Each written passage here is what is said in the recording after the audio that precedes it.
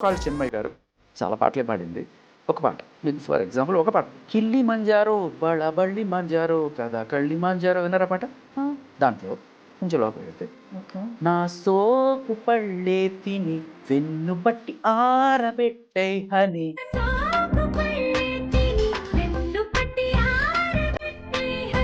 Okay. ఈ పాట పాడింది ఎవరమ్మా? చిన్మయ్య గారు. ఓకే. ఉమెన్ అంటే రెస్పెక్ట్ ఉండాలి.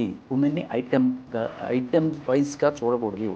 అంటే ఉమెన్‌లో ఉన్న బాడీ పార్ట్స్‌ని ఒక్కొక్క పార్ట్‌ని ఒక్కొక్క ఐటెమ్‌తో పోల్చడం, ఆబ్జెక్టిఫైయింగ్ ఉమెన్ అనేది వాళ్ళ ప్రధాన ఆరోపణ. మరి ఈ పాట ఈవిడ నెత్తి మీద గన్ను పెట్టి పాడించారా? డబ్బులు తీసుకొని పాడిందా? డబ్బులిస్తే ఎంతకైనా దిగజారుతారు. మీరు చేసే పనులేంటి?